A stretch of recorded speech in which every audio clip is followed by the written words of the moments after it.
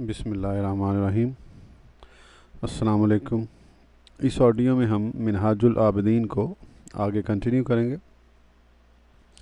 اس سے پہلے اگر آپ نے ابھی تک سبسکرائب نہیں کیا تو کائنڈلی سبسکرائب کر لیں اور بیل آئیکن بھی پریس کر دیں تاکہ نیکسٹ آڈیو آپ کو ڈھونڈنی نہ پڑے۔ تو شروع کرتے ہیں۔ منہاج العابدین 5واں باب 5ویں گھاٹی کے بیان میں۔ یہ گھاٹی عقبۃ البواعث کے نام سے موسوم ہے۔ اے برادر عزیز، جب طریقہ عبادت درست معلوم ہو گیا، اس راہ عبادت پر چلنے میں سہولت اور آسانی حاصل ہو گئی اور موانع اور رکاوٹیں دور ہو گئیں، تو اب تجھے اس راہ پر چلنا ضروری ہے، لیکن اس پر چلنا اس وقت تک ممکن نہیں جب تک تو اپنے اندر خوف و رجا کی صفت پیدا نہ کرے اور ان کا شعور حاصل نہ کرے اور ان دونوں کو کما حقہ نہ اپنائے۔ خوف کا التزام دو وجہ سے ضروری ہے۔ ایک تو اس لیے کہ خوف کے ذریعے ہی انسان گناہوں سے بچ سکتا ہے، کیونکہ نفس سرکش، شر اور برائی کا انتہائی دل دادا ہے اور فتنے کی باتوں کا بہت شائق ہے۔ یہ اس وقت تک باز نہیں آ سکتا جب تک اپنے اندر زبردست خوف نہ پیدا کیا جائے اور انتہائی زجر و تنبیہ کا طریقہ اختیار نہ کیا جائے، کیونکہ نفس امارہ طبعاً صفت وفا اور حیا سے خالی ہے۔ جیسے کسی نے کہا ہے، غلام لاٹھی سے درست ہوتا ہے، لیکن دانا اور شریف انسان کو تھوڑی سی ملامت اور تنبیہ کافی ہوتی ہے۔ لہذا اس نفس امارہ کو راہ عبادت پر چلانے کی یہ تدبیر ہے کہ تو قول، فعل اور فکر غرض ہر طرح سے اس پر خوف کا کوڑا مسلط رکھے، جیسا کہ کسی بزرگ کے متعلق منقول ہے کہ اس کے نفس میں کسی گناہ کی رغبت اور چاہت پیدا ہوئی تو وہ باہر صحرا کی طرف چل پڑا، وہاں جا کر کپڑے اتارے اور تپتی ریت پر لوٹنا شروع کیا اور نفس سے مخاطب ہو کر کہا، اے رات کے وقت مردار کی طرح چارپائی پر پڑے رہنے والے اور دن لغویات میں ضائع کرنے والے نفس، اس تپش اور حرارت کو چکھ لے۔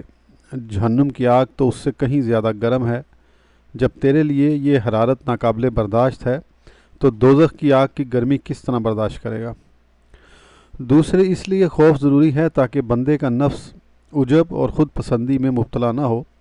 بلکہ راہ عبادت میں پیش آنے والے خطرات و شدائد کو ملحوظ رکھتے ہوئے اپنے نفس کو مذموم جانے، اس کو عیبناک تصور کرے اور ناقص جانے، اور اس طرح نفس سے عجب اور خود پسندی کے مادے کی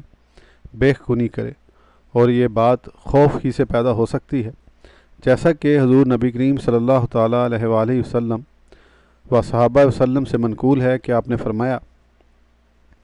اگر میں اور عیسیٰ ان اعمال کی وجہ سے پکڑے جاتے جو ہم سے صادر ہو چکے ہیں، تو ہم کو ایسے عذاب میں ڈالا جاتا جو سب سے سخت ہوتا۔ حضرت حسن بصری رضی اللہ تعالیٰ عنہ سے منقول ہے کہ آپ نے فرمایا، ہم میں سے کوئی شخص اس بات سے بے خوف نہیں ہو سکتا کہ اس نے اپنی زندگی میں کسی ایسے گناہ کا ارتکاب کیا ہو جس کی وجہ سے بخشش اور مغفرت کا دروازہ بند ہو چکا ہو اور اس کے بعد کے نیک اعمال کسی شمار میں نہ آ رہے ہوں۔ حضرت عبداللہ بن مبارک رضی اللہ تعالیٰ عنہ اپنے نفس کو یوں عتاب کرتے تھے، اے نفس، تو باتیں تو درویشوں اور زاہدوں کی کرتا ہے، لیکن تیرے اعمال منافقوں جیسے ہیں۔ حضور نبی کریم صلی اللہ تعالیٰ علیہ وسلم کا یہ ارشاد اپنی امت کو خوف اور ڈر کی تعلیم کے طور پر ہے، یا حضور نے توازن و انکسارن فرمایا، یا بڑے درجے کی نیکی چھوڑ کر چھوٹے درجے کی نیکی اختیار کرنے کو انبیاء کرام علیہ السلام کی شان رفیع کے مطابق گناہ اور معصیت پر محمول کرتے ہوئے اپنی اور حضرت عیسیٰ علیہ السلام کی طرف عذاب کی نسبت کر دی، کیونکہ انبیاء علیہ السلام کو اس پر بھی عتاب ہو سکتا ہے۔ حضور علیہ السلام کے اس ارشاد کا یہ مطلب ہرگز نہیں کہ معاذ اللہ حضور سے یا حضرت عیسیٰ علیہ السلام سے گناہ یا معصیت کا صدور ہوا ہے، کیونکہ انبیاء کرام علیہ السلام بالاجماع قبل نبوت اور بعد نبوت صغائر اور کبائر سے معصوم اور پاک ہوتے ہیں، واللہ تعالی عالم۔ اس پر تو جنت کی امید لگائے ہوئے ہے۔ اس حال میں جنت کی امید ایک بعید بات ہے۔ در حقیقت جنتی اور لوگ ہیں اور ان کے اعمال تیرے اعمال سے بالکل مختلف ہیں۔ تو اس طرح کے واقعات ذہن میں دہراتے رہو تاکہ عبادت کے دوران نفس امارہ عجب اور خود پسندی میں مبتلا نہ ہو اور معصیت اور نافرمانی کا ارتکاب نہ کر بیٹھے۔ رجا کا بیان۔ رجا کا تصور و شعور دو وجہ سے ضروری ہے۔ ایک تو اس لیے کہ طاعت اور نیک کاموں کا جذبہ پیدا ہو، کیونکہ نیک عمل کی انجام دہی نفس پر گراں ہوتی ہے۔ شیطان بھی نیکی کی طرف رخ نہیں کرنے دیتا اور نفسانی خواہشات بدی کی طرف کھینچتی ہیں اور انسان اہل غفلت کے حالات کا زیادہ اثر قبول کرتا ہے۔ جو نیک کاموں کو بالکل ترک کر کے سراسر دنیا کی پرستش میں مصروف ہیں اور آخرت میں نیکیوں پر جو ثواب عطا ہوگا وہ اس وقت آنکھوں سے پوشیدہ ہے اور اس ثواب کو پا لینے کا معاملہ بعید ہے۔ جب صورتحال یہ ہو تو نیک کاموں کی طرف نفس کا متوجہ ہونا اور پوری طرح راغب ہونا اور حرکت کرنا ایک مشکل امر ہے۔ تو ایسی شے کا ساتھ ہونا ضروری ہے جو ان موانع کا مقابلہ کر سکے، ان کی مدافعت کر سکے، بلکہ نیکیوں سے روکنے والی چیزوں کی نسبت نیکیوں کی طرف راغب کرنے والی کی قوت زیادہ ہونی چاہیے، اور وہ شے رجا ہے، یعنی رحمت خداوندی کی قوی امید، حسن ثواب کی طرف پوری رغبت اور اجر الہی کا پورا یقین۔ ہمارے پیر و مرشد رحمۃ اللہ علیہ نے فرمایا، غم و فکر کھانے کی رغبت ختم کر دیتا ہے، خوف الہی گناہوں سے روک دیتا ہے، اور رحمت خداوندی کی امید نیک کاموں کی رغبت پیدا کرتی ہے، اور موت کی یاد فضول اور لغو کاموں سے متنفر کر دیتی ہے۔ دوسرے اس لیے رجا ضروری ہے کہ اس سے عبادت کی مشقت اور صعوبت آسان ہو جاتی ہے۔ معلوم ہونا چاہیے کہ جو شخص اپنی مطلوبہ شے کی اہمیت اور ضرورت پہچان لیتا ہے، اس پر اس شے کے حصول کے لیے اپنی ہر چیز قربان کر دینا آسان ہو جاتا ہے، اور جسے کوئی چیز پسند آ جاتی ہے اور دل و جان سے اس کی چاہت و رغبت رکھتا ہے، وہ اس کی شدت و مشقت کو برداشت کر لیتا ہے، اور اس کے حصول میں جو محنت و مشقت اسے اٹھانی پڑتی ہے وہ اس کی پرواہ نہیں کرتا، اور جسے کسی چیز سے پورے طور پر پیار ہو جاتا ہے تو وہ اس کے لیے ہر مشکل و دشواری برداشت کرنے پر آمادہ ہو جاتا ہے، بلکہ اپنی محبوب شے کی خاطر مشکلات و تکالیف برداشت کرنے میں کئی طرح کی لذت و فرحت محسوس کرتا ہے۔ تم دیکھتے نہیں کہ شہد فروخت کرنے والا نفع کی خاطر مکھیوں کے ڈسنے کی تکلیف کو محسوس نہیں کرتا، اور مزدور انسان گرمیوں کے لمبے لمبے دنوں میں کڑاکے کی دھوپ کے اندر سارا دن 2 درہم کی خاطر بھاری بوجھ سر پر اٹھا کر بڑی اونچی اونچی سیڑھیوں پر چڑھتا رہتا ہے، اسی طرح کسان اناج کمانے کی خاطر گرمی اور سردی کی تکلیف اور سارا سال مشقت و محنت اٹھانے کو آسان جانتا ہے۔ اسی طرح اللہ تعالیٰ کے ان صاحب کوشش بندوں نے جب جنت میں حاصل ہونے والے آرام و آسائش، کھانے پینے، حور و قصور، خوشنما زیور و لباس اور اللہ تعالیٰ کی ان تمام بیان کردہ نعمتوں پر یقین کیا اور ان کی یاد ذہن میں رکھی تو ان پر حق تعالیٰ کی عبادت و طاعت میں پیش آنے والی مشقتیں آسان ہو گئیں، اور دنیا کی لذتیں اور نعمتیں فوت ہو جانے پر انہیں رنج اور کوفت محسوس نہ ہوئی، اور جنت کی خاطر دنیا میں ہر طرح کے ضرر، خستہ حالی، بے چینی اور مشقت کو انہوں نے خوشی خوشی برداشت کیا۔ حکایت: حضرت سفیان ثوری رحمۃ اللہ علیہ کے ساتھیوں نے آپ کے خوف الہی، عبادت میں انتہا درجے کی کوشش و محنت اور آخرت کے ڈر کی وجہ سے آپ کی پریشان حالی کو دیکھ کر عرض کیا، اے استاد محترم، آپ اس سے کم درجے کی کوشش کے ذریعے بھی انشاءاللہ تعالی اپنی مراد پا لیں گے۔ آپ نے جواب دیا، میں کیوں کوشش نہ کروں، حالانکہ مجھے یہ بات پہنچی ہے کہ اہل جنت اپنے منازل و مکانات میں تشریف فرما ہوں گے کہ اچانک ان پر نور کی ایک تجلی پڑے گی جس سے 8 جنتیں جگمگا اٹھیں گی۔ جنتی گمان کریں گے یہ اللہ تعالیٰ کی ذات کا نور ہے، تو سجدے میں گر پڑیں گے۔ انہیں ندا ہوگی، اپنے سر سجدے سے اٹھا لو، یہ وہ نہیں ہے جس کا تمہیں گمان ہوا ہے، یہ تو جنتی عورت کے تبسم کا نور ہے جو اس نے اپنے خامد کے سامنے کیا ہے۔ پھر حضرت سفیان ثوری رحمۃ اللہ علیہ نے یہ شعر پڑھے، مشقت و تنگ دستی برداشت کرنا اسے کوئی مضر و نقصان دہ نہیں جس کا مسکن اور جائے قرار جنت فردوس ہے۔ ایسا شخص دنیا میں غمناک، خائف اور آخرت میں پیش آنے والے معاملے سے ڈرتا رہتا ہے، عجز و مسکنت کا لباس زیب تن کیے ادائے نماز کے لیے مسجد کی طرف اس کی آمد رفت جاری رہتی ہے۔ اے نفس، تجھے آتش دوزخ کے شعلے برداشت کرنے کی ہمت نہیں ہے اور اعمال بد کی وجہ سے قریب ہے کہ بعد از صد ذلت و خواری تجھے وہ عذاب برداشت کرنا پڑے۔ میں کہتا ہوں جب مدار عبودیت دو چیزوں پر ہے، ایک طاعت کی بجا آوری، دوم گناہ اور معصیت سے اجتناب، اور مقصد اس نفس امارہ کی موجودگی میں صرف اسی وقت حاصل ہو سکتا ہے جب اسے ترغیب و ترہیب اور امید و خوف کے ذریعے اس طرف متوجہ رکھا جائے، کیونکہ سرکش حیوان اسی وقت قابو میں رہتا ہے جب ایک آگے سے کھینچنے والا ہو اور ایک پیچھے سے ہانکنے والا ہو۔ یہ حیوان جب اپنی پسند کا چارہ چرنے لگتا ہے تو اسے ایک ڈنڈا رسید کرتا ہے اور روکتا ہے، اتنے میں دوسری جانب سبز چارہ نظر آتا ہے تو وہ ادھر متوجہ ہو جاتا ہے، یہاں تک کہ تو پوری ہوشیاری اور احتیاط سے اسے روکتا ہے، تب جا کر وہ رکتا ہے۔ اور سرکش بچہ تعلیم کی طرف صرف اس صورت میں توجہ کرتا ہے کہ اس کے والدین اسے کئی طرح کا لالچ دیں اور معلم اپنے روب اور دبدبے کے نیچے رکھے۔ بینہ یہی حالت اس نفس امارہ کی ہے، یہ بھی ایک سرکش حیوان ہے جو اپنی شہوات کی چرگاہ میں رہنے کا سخت مشتاق ہے۔ خوف اس کے لیے ڈنڈا اور ہانکنے والا کام دیتا ہے، اور امید، ثواب و نجات اس کے لیے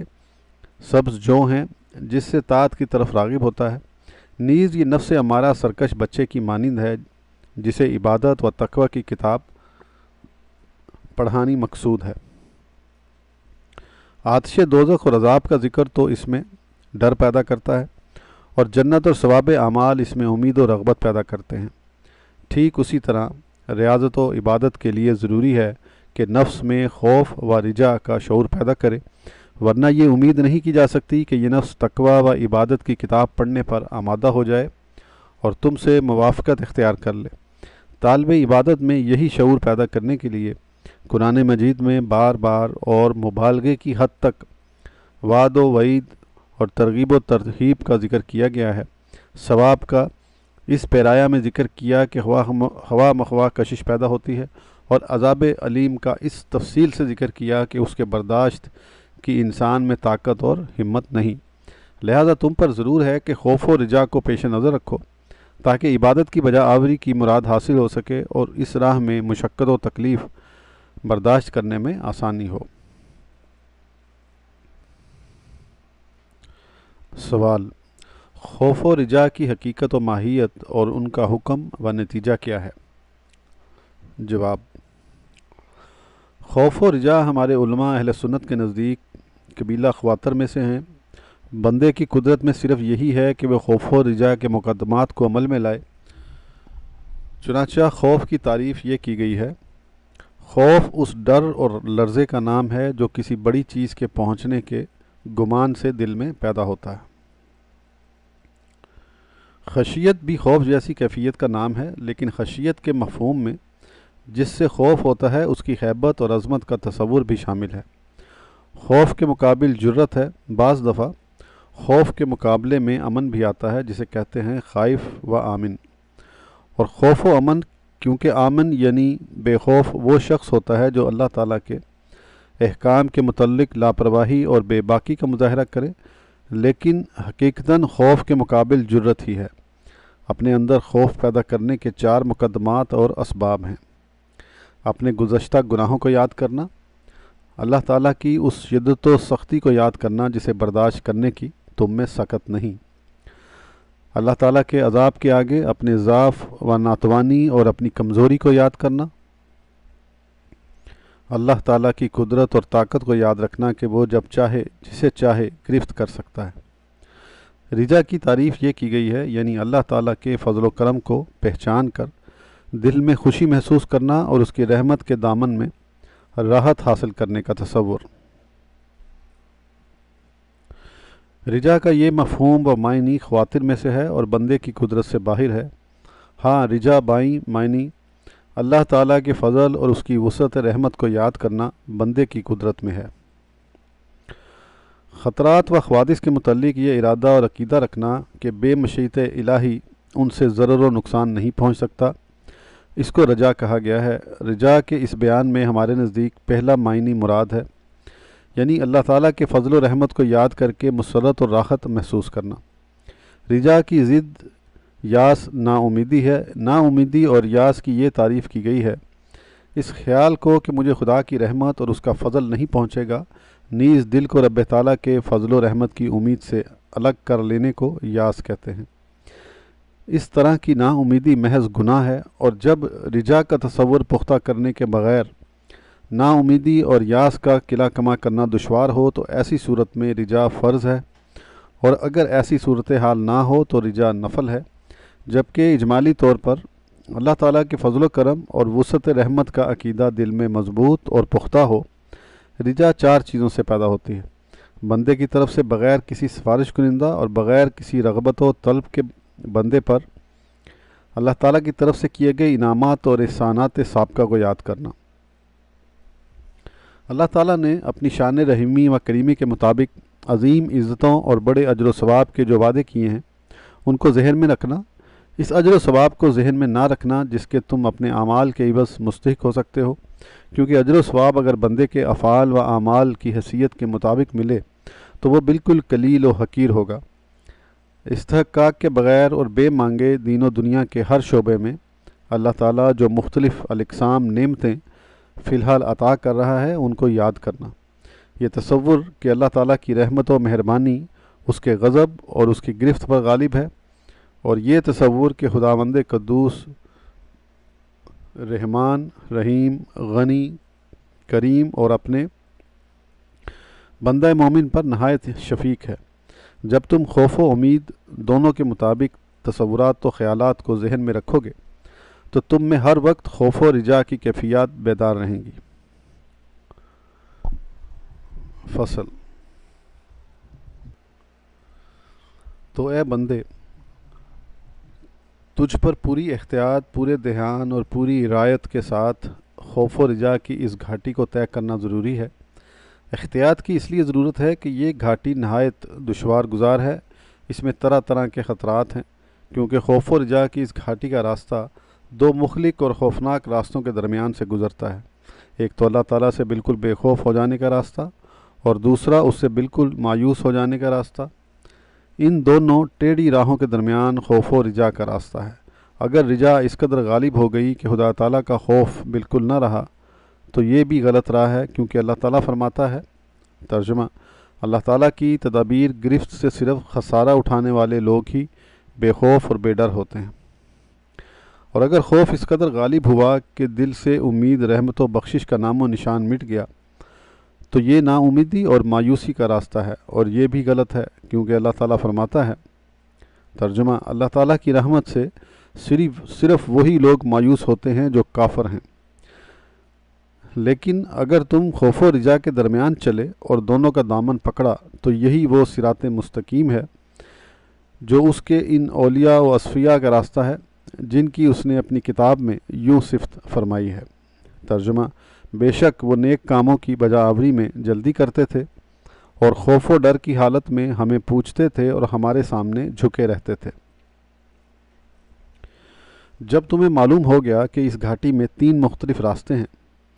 راستہ امن و بے باکی، مکمل بے خوفی، نا امیدی اور مایوسی کا راستہ،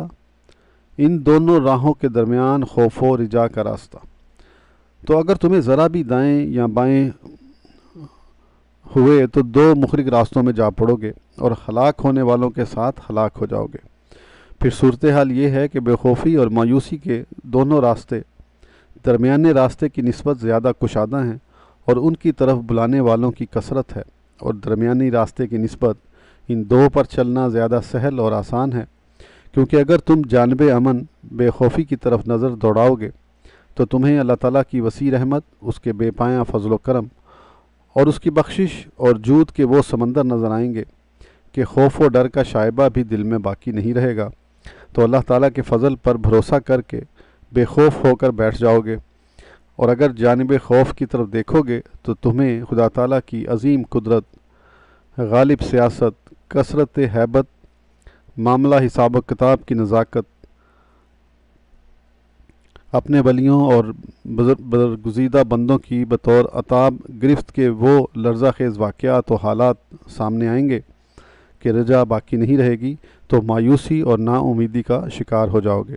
لہذا ایسی صورتحال کے پیش نظر تم پر یہ بھی ضروری ہے کہ محض اللہ تعالیٰ کی وسعت رحمت پر ہی انحصار نہ کرو، تاکہ اس کی رحمت پر بھروسہ کر کے بالکل بے خوف نہ ہو جاؤ کہ یہ بھی غلط ہے، اور نہ اس کی عظیم ہیبت اور آخرت میں سخت کھود کرید پر ہی نظر رکھو، کیونکہ اس طرح تم قنوطیت اور مایوسی کا شکار ہو جاؤ گے، بلکہ دونوں پہلوؤں کو پیش نظر رکھو، کچھ حصہ خوف کا لو اور کچھ رجا کا، پھر ان دونوں کے کندھے پر سوار ہو کر اس باریک راہ پر چلو تاکہ بھٹکنے سے محفوظ رہو، کیونکہ صرف رجا کا راستہ بہت آسان اور سہل ہے اور بڑا وسیع اور کشادہ ہے، لیکن اس کی منزل اور انتہا عذاب خدا سے بالکل بے خوفی اور خسارہ ہے۔ اسی طرح ظرف خوف کا راستہ بھی اگرچہ بڑا وسیع و عریض ہے، لیکن اس کا انجام ضلالت و گمراہی ہے، اور اعتدال کا راستہ خوف اور رجا کے درمیان ہے، اور یہ درمیانی راستہ اگرچہ دشوار گزار ہے لیکن ہر خطرے سے محفوظ اور بالکل واضح اور صاف ہے، جو غفران اور احسان اور جنت و رضوان اور لقاء الہی تک لے جاتا ہے۔ کیا تم نے خوف و رجا کے راستے پر چلنے والوں کے متعلق خدا تعالیٰ کا یہ ارشاد مبارک نہیں سنا؟ ترجمہ: وہ اپنے پروردگار کو خوف و امید کی حالت میں پکارتے ہیں۔ پھر ان کی جزا کے متعلق فرمایا۔ ترجمہ: کوئی انسان نہیں جان سکتا آنکھوں کی اس ٹھنڈک کو جو خوف و رجا کی راہ پر چلنے والوں کے لیے ان کی جزا کے طور پر آخرت میں پوشیدہ رکھی ہوئی ہے۔ اس جملہ قرآنی پر پوری طرح غور کرو، پھر اس راہ پر چلنے کے لیے پوری طرح مستعد اور بیدار ہو جاؤ، کیونکہ خوف و رجا کا مقام حاصل کرنا آسان نہیں۔ پھر یہ معلوم ہونا بھی ضروری ہے کہ اس راہ پر چلنا اور سست اور سرکش نفس کو اس کی محبوب چیزوں سے ہٹا کر طاعات اور اعمال صالح میں لگانا، جو اسے بڑا ناگوار ہے، اس وقت تک حاصل نہیں ہو سکتا جب تک 3 اصول ذہن میں نہ رکھے جائیں، اور جب تک غفلت اور سستی کے بغیر لگاتار دائماً ان اصولوں کی حفاظت اور نگہداشت نہ کی جائے۔ وہ 3 اصول یہ ہیں: ترغیب و ترہیب کے متعلق خدا تعالیٰ کے ارشادات، گرفت یا معاف کرنے کے متعلق اللہ تعالیٰ کا دستور، آخرت میں نیک لوگوں کے ثواب اور برے لوگوں کے سزا و عذاب کو یاد رکھنا۔ ان 3 اصولوں کی کما حقہ تفصیل کے لیے تو دفتر درکار ہیں۔ ہم نے اس باب میں ایک مستقل کتاب تنبیہ الغافلین تصنیف کی ہے، اور اس مختصر کتاب میں ہم صرف ان کلمات کی طرف اشارہ کرتے ہیں جن کو ذہن نشین کر لینے کے بعد مقصود سے انشاءاللہ تعالی واقف ہو جاؤ گے۔ واللہ والتوفیق۔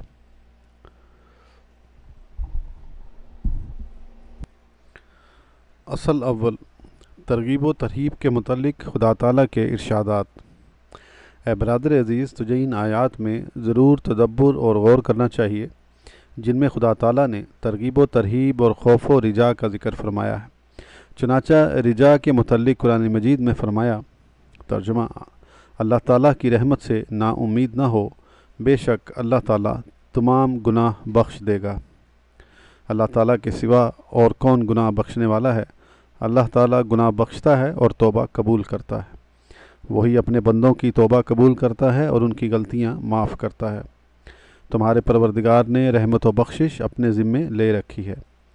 میری رحمت ہر شے کو وسیع ہے، میں عنقریب اپنی رحمت ان لوگوں کے لیے مخصوص کر دوں گا جو متقی ہیں۔ بے شک اللہ تعالیٰ لوگوں پر مہربان اور شفیق ہے، وہ مومنوں پر مہربان ہے۔ ان مذکورہ آیات اور اس طرح کی دیگر بہت سی آیات میں رجا کا بیان ہے۔ خوف اور رہیبت کی آیات۔ ترجمہ: اے میرے بندو، مجھ سے ڈرو۔ کیا تمہارا یہ گمان ہے کہ ہم نے تم کو بیکار پیدا کیا ہے اور تم ہماری طرف لوٹائے نہیں جاؤ گے؟ کیا انسان یہ گمان کیے بیٹھا ہے کہ اس کی باز پرس نہیں ہوگی؟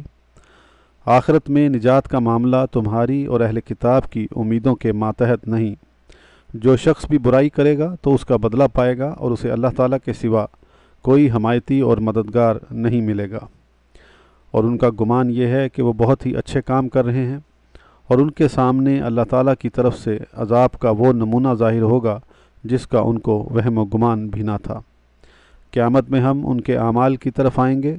تو انہیں قبول کرنے کی بجائے ذرات بنا کر اڑا دیں گے اور بالکل نیست و نابود کر دیں گے۔ ہم اللہ تعالیٰ سے دعا کرتے ہیں کہ وہ ہمیں اپنے دامن رحمت میں جگہ دے اور بد اعمالیوں سے بچائے۔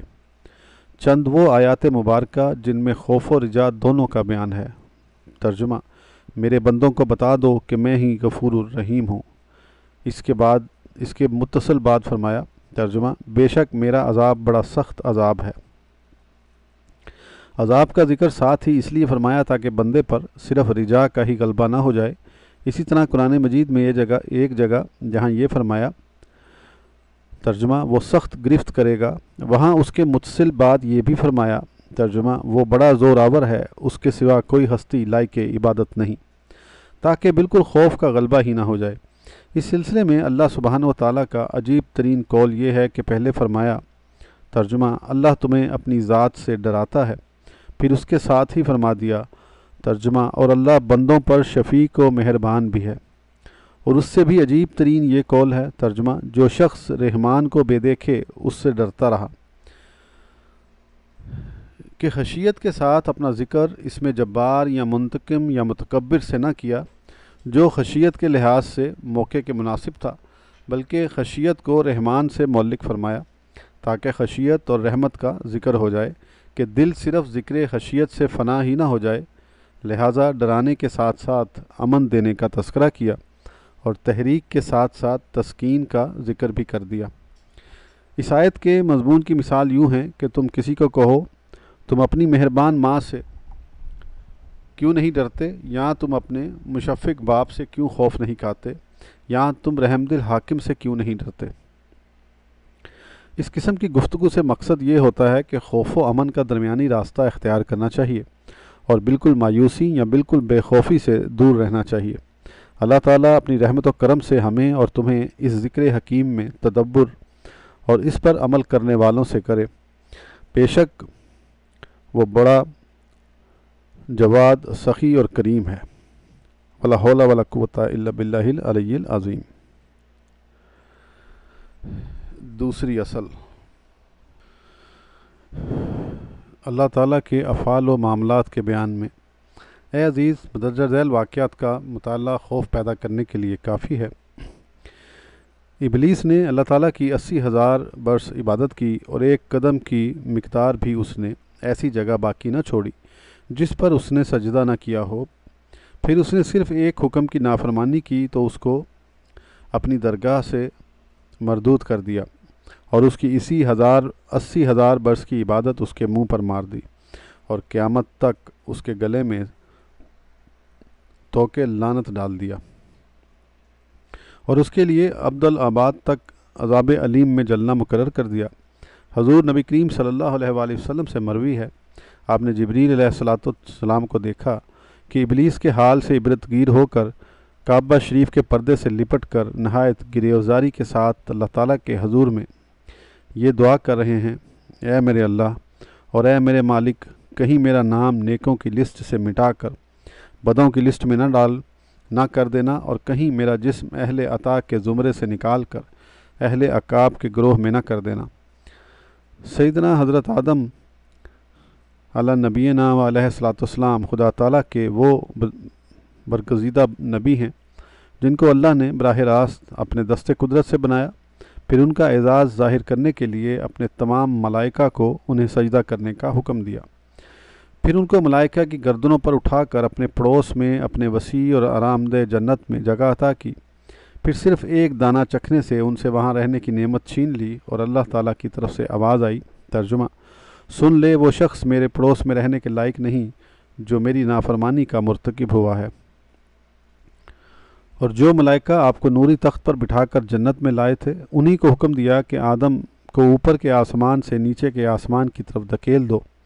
اور اسی طرح ان کو زمین پر لے جاؤ، یہاں تک کہ انہی ملائکہ نے آپ کو زمین پر لا ڈالا۔ پھر آپ کی توبہ قبول نہیں ہوتی تھی یہاں تک کہ آپ مسلسل 200 برس روتے رہے، اور اس سلسلے میں آپ کو بے انتہا مشقت اور تکلیف جھیلنی پڑی۔ پھر اس مشقت و رنج کے اثرات آپ کی اولاد میں ہمیشہ ہمیشہ کے لیے باقی رہ گئے۔ حضرت نوح علی جمیع الانبیاء الصلاۃ والسلام جو شیخ الانبیاء ہیں، آپ نے اللہ تعالیٰ کے دین کی تبلیغ کے سلسلے میں کس قدر شدید مشقتیں اور تکالیف برداشت کیں۔ آپ کے منہ سے جب صرف ایک کلمہ اللہ تعالیٰ کی مشیت کے خلاف نکلا تو خدا تعالیٰ نے فوراً فرمایا، ترجمہ: آپ مجھ سے ایسی بات کی ہرگز درخواست نہ کریں جس کا آپ کو پتہ نہیں۔ میں آپ کو نصیحت کرتا ہوں کہ آپ نادان لوگوں میں سے نہ ہوں۔ روایات میں آیا ہے کہ اس کے بعد شرم و حیا کے باعث 40 سال آپ نے آسمان کی طرف سر اٹھا کر نہ دیکھا۔ پھر سیدنا حضرت ابراہیم خلیل اللہ علیہ الصلوۃ والسلام سے صرف ایک نامناسب کلمہ صادر ہوا تو اس کے باعث آپ کو اس قدر خوف لاحق ہوا اور اس قدر عجز و تضرع سے کام لیا، چنانچہ یوں کہا، ترجمہ: وہ ذات جس سے مجھے امید ہے کہ وہ میری خطا بخش دے گا۔ روایات میں یہاں تک آیا ہے کہ آپ اس قدر روئے تھے کہ اللہ تعالیٰ تسلی دینے کے لیے حضرت جبرائیل علیہ السلام کو آپ کے پاس بھیجتا تھا۔ حضرت جبرائیل اللہ تعالیٰ کی طرف سے یہ پیغام لاتے تھے، ترجمہ: اے ابراہیم، تو نے کبھی ایسا دوست دیکھا ہے جو اپنے دوست کو آگ کے عذاب میں ڈالے؟ لیکن حضرت ابراہیم علیہ السلام حضرت جبریل کو جواب میں کہتے تھے، اے جبریل، جب مجھے اپنی خطا یاد آتی ہے تو خوف کے باعث اللہ کے ساتھ رشتہ دوستی بھول جاتا ہے۔ حضرت موسیٰ علیہ الصلوۃ والسلام سے صرف اتنا ہوا کہ آپ نے تنبیہ کے طور پر ایک کافر قبطی کو چپیڑ مار دی، لیکن اس فعل پر آپ کے دل میں خدا تعالیٰ کا کس قدر خوف و ڈر پیدا ہوا اور آپ نے کس قدر گریہ زاری اور استغفار سے کام لیا۔ چنانچہ قرآن مجید میں وارد ہے کہ آپ نے جناب خداوندی میں عرض کیا، اے میرے رب، میں نے اپنی جان پر ظلم کیا، تو مجھے بخش دے۔ حضرت موسیٰ علیہ الصلوۃ والسلام کے زمانے کے ایک شخص بلعام بن باعورہ کا واقعہ بھی یاد کرو۔ گمراہ ہونے سے پہلے اس کی حالت یہ تھی کہ جب وہ آسمان کی طرف دیکھتا تھا تو اس کی نظر عرش عظیم تک پہنچتی تھی۔ اللہ تعالیٰ نے درجہ ذیل آیت میں اسی کا تذکرہ کیا ہے، ترجمہ: ان کو اس شخص کا واقعہ سناؤ جسے ہم نے اپنی آیات عطا کی تھیں تو وہ ان سے نکل گیا، ان کے خلاف چل پڑا، اور یہ گمراہی اور ضلالت اس پر صرف اس وجہ سے مسلط ہو گئی کہ وہ دنیا اور اہل دنیا کی طرف جھک گیا، اور صرف ایک موقع پر اللہ تعالیٰ کے دوستوں میں سے ایک دوست کی عزت و حرمت قائم نہ رکھی تو اللہ تعالیٰ نے اس سے اپنی معرفت چھین لی اور اسے دھتکارے ہوئے کتے کی طرح کر دیا۔ چنانچہ اس کے متعلق قرآن مجید میں فرمایا، ترجمہ: تو اس کا حال کتے کی طرح ہو گیا کہ اگر تو اس پر حملہ آور ہو تو زبان نکال لے۔ تو صرف ایک بار اللہ تعالیٰ کے دوست کی بے ادبی کرنے اور ایک بار دنیا کی طرف جھکنے کی پاداش میں اسے ہلاکت اور ضلالت کے سمندر میں ہمیشہ کے لیے غرقاب کر دیا گیا۔ میں نے بعض علماء سے سنا ہے کہ گمراہ ہونے سے قبل بلعام بن باعورہ کی مجلس علم میں صرف ایک وقت میں 12 ہزار دینی طالب علم ہوتے تھے جو ہاتھوں میں قلم و دوات لیے اس کی معرفت سے لبریز ملفوظات قلم مت کرتے تھے۔ پھر گمراہی کے بعد وہ اس حالت کو پہنچا کہ انکار خدا کے مسئلے پر سب سے پہلے اس نے کتاب تصنیف کی۔ ہم اللہ تعالیٰ کے غصے، اس کی ناراضگی، اس کے عذاب علیم اور اس کی طرف سے مسلط ہونے والی ذلت و خواری سے بار بار پناہ پکڑتے ہیں، تو تم غور کر لو کہ دنیا کی خیانت اور نحوست عوام تو کجا بڑے بڑے علماء کو ضلالت و گمراہی کے گہرے غار میں کہاں تک دھکیل کر لے جاتی ہے۔ لہذا بیدار اور ہوشیار بنو، کیونکہ معاملہ بڑا خطرناک ہے اور عمر مختصر ہے اور اعمال خامیوں سے لبریز ہیں، اور اعمال کو جانچنے والا بڑا صاحب بصیرت ہے۔ اگر وہ اچھے اعمال پر ہمیں خاتمہ نصیب فرمائے اور ہماری لغزشوں کو معاف کر دے تو اسے کوئی مشکل اور دشوار نہیں۔ پھر سیدنا حضرت داؤد علیہ السلام سے جو زمین میں خدا تعالیٰ کے نائب اور خلیفہ تھے، صرف ایک لغزش کا صدور ہوا تو خوف الہی سے اس قدر روئے کہ ان کے آنسوؤں سے زمین سے سبزہ اگایا۔ آپ بارگاہ خداوندی میں یوں عرض کرتے تھے، اے اللہ، میری اس گریہ زاری کو دیکھ اور مجھ پر رحم فرما۔ اللہ تعالیٰ کی طرف سے جواب آیا، اے داؤد، تجھے اپنی لغزش تو بھول چکی ہے مگر تجھے اپنا رونا یاد ہے۔ منقول ہے کہ 40 روز تک اور بعض روایات کے مطابق 40 سال تک آپ کی توبہ قبول نہ ہوئی۔ پھر سیدنا حضرت یونس علیہ السلام سے صرف اتنی بات صادر ہو گئی کہ آپ ایک دفعہ بے محل غصہ میں آ گئے تو سمندر کی گہرائیوں میں 40 روز تک مچھلی کے پیٹ میں قید کر دیے گئے۔ وہاں آپ یہ تسبیح پڑھتے اور خدا کو ندا کرتے تھے، نہیں کوئی معبود مگر تو ہی پاک ہے تو، بے شک میں ظالموں سے تھا۔ فرشتوں نے آپ کی آواز سنی اور عرض کیا، اے الہی العالمین، آواز تو پہچانی جاتی ہے مگر اس کا مقام اور اس کی جگہ معلوم نہیں ہوتی۔ اس پر اللہ تعالیٰ نے فرمایا، یہ میرے بندہ یونس کی آواز و پکار ہے۔ اس پر فرشتوں نے سفارش کی، مگر ان تمام باتوں کے باوجود اللہ تعالیٰ نے آپ کا نام مبارک یونس لینے کی بجائے ذوالنون کے نام سے آپ کا ذکر کیا اور اس قصے کو یوں بیان فرمایا۔ ترجمہ: تو یونس کو مچھلی نے نگل لیا۔ اگر آپ اس وقت اپنے آپ کو کوستے تھے تو اگر آپ اس وقت تسبیح میں مصروف نہ ہوتے تو قیامت تک مچھلی کے پیٹ میں ہی بند رہتے، باہر نہ آ سکتے۔ اس بیان کے بعد اللہ تعالیٰ نے حضرت یونس علیہ السلام پر اپنی نعمت اور اپنے احسان کا ذکر یوں فرمایا ہے۔ ترجمہ: اگر اس کے رب کی نعمت اس کے شامل نہ ہوتی تو اسے مچھلی کے پیٹ سے ایک چٹیل جگہ میں پھینک دیا جاتا اور مقام مدح سے دور کر دیا جاتا۔ لہٰذا اے عزیز، خدا تعالیٰ کی اس روش کو غور سے دیکھ اور اس سے ڈر۔ پھر رب تعالیٰ نے خود اس ہستی کو جسے تمام انبیاء پر سیادت و فضیلت اور اس کی اپنی درگاہ میں سب سے زیادہ مکرم و محترم ہونے کا مقام حاصل ہے، یوں خطاب فرمایا۔ ترجمہ: اے نبی، تو بھی ہمارے احکامات کی بجا آوری میں استقامت دکھا، اور وہ بھی جو تیرے ساتھ ہماری طرف رجوع کر چکے ہیں اہل ایمان، اور سرکشی کے راستے پر مت چلو، بے شک وہ تمہارے تمام اعمال کو دیکھ رہا ہے۔ اس حکم خداوندی کے نزول کے بعد نبی کریم صلی اللہ تعالیٰ علیہ وآلہ وسلم فرمایا کرتے تھے، مجھے سورہ ہود اور اس کی طرح دوسری صورتوں نے بوڑھا کر دیا ہے۔ علماء کرام فرماتے ہیں، حضور علیہ السلام کی اس سے یہ آیت اور اسی طرح کی دوسری آیات مراد ہیں۔ قرآن مجید میں خدا تعالیٰ نے آپ کو یہ بھی حکم دیا۔ ترجمہ: اپنی لغزشوں کے لیے بخشش طلب کرتے رہو۔ اس حکم کے مطابق حضور علیہ السلام مسلسل استغفار کرتے رہے یہاں تک کہ اللہ تعالیٰ کی طرف سے یہ آیت نازل ہوئی۔ ترجمہ: اور ہم نے آپ سے وہ بوجھ اتار دیا جس نے آپ کی کمر توڑ دی تھی، نیز یہ آیت بھی نازل ہوئی۔ ترجمہ: تاکہ اللہ تعالیٰ آپ کی گزشتہ اور آئندہ لغزشیں درگزر فرما دے۔ اس طرح کی آیات کے نزول کے بعد حضور علیہ السلام کی یہ حالت تھی کہ آپ سوتے نہیں تھے بلکہ ساری رات عبادت میں مصروف رہتے تھے، یہاں تک کہ آپ کے قدم مبارک ورم کرائے صحابہ کرام تعجب و حیرت سے سوال کرتے تھے، یا رسول اللہ، آپ اتنی زیادہ عبادت کرتے ہیں، حالانکہ اللہ تعالیٰ نے آپ کی گزشتہ اور آئندہ ہر طرح کی لغزشیں اگر ان کا وجود فرض کر لیا جائے درگزر فرما دی ہیں۔ تو آپ جواب میں فرماتے تھے، کیا میں اللہ تعالیٰ کا شکر گزار بندہ نہ بنوں؟ حضور علیہ السلام یہ بھی فرمایا کرتے تھے، اگر میری اور عیسیٰ کی ان اعمال پر گرفت ہوتی جو ہم سے صادر ہو چکے ہیں تو ہم ایسے عذاب میں ڈالے جاتے جو سب سے زیادہ سخت ہوتا۔ آپ ساری رات نماز پڑھتے رہتے تھے اور روتے رہتے تھے اور زبان مبارک سے یہ دعا کرتے تھے، اے اللہ، میں تیرے عذاب سے تیری معافی کی پناہ میں آتا ہوں، اور تیرے غصے سے تیری رضا کی پناہ میں آتا ہوں، اور تجھ سے تیری پناہ میں آتا ہوں۔ میں تیری ثنا ہرگز نہیں کر سکتا، تو اسی طرح ہے جس طرح تو نے خود اپنی ثنا کی ہے۔ پھر صحابہ کرام سے، جن کا زمانہ بعد کے زمانوں سے بہتر تھا اور جو تمام امت سے افضل تھے، آپس میں صرف ایک دفعہ کہیں ہنسی مذاق کا واقعہ رونما ہو گیا تو فوراً یہ آیت نازل ہوئی۔ ترجمہ: کیا اہل ایمان کے لیے ابھی تک وہ وقت نہیں آیا کہ ان کے دل پورے خشوع کے ساتھ ذکر الہی کی طرف متوجہ ہو جائیں؟ پھر اللہ تعالیٰ نے اس امت کے مرحوم ہونے کے باوجود جرائم کا ارتکاب کرنے والوں کی تنبیہ و تادیب کے لیے سزائیں اور تدابیر مقرر کر دی ہیں۔ حضرت یونس ابن عبید کہا کرتے تھے کہ اگر یہاں کسی کے 5 درہم چوری کرنے سے تمہارا بہترین عضو ہاتھ کٹ سکتا ہے تو وہاں آخرت میں تم کو عذاب سے بھی بے فکر نہیں ہونا چاہیے۔ ہم اللہ تعالیٰ سے ہر وقت التجا کرتے ہیں کہ وہ ہمارے ساتھ اپنے کرم و فضل کے مطابق سلوک کرے، انہ ارحم الراحمین۔ آج کے لیے اتنا ہی، پھر انشاءاللہ اگلی آڈیو میں آگے کنٹینیو کریں گے۔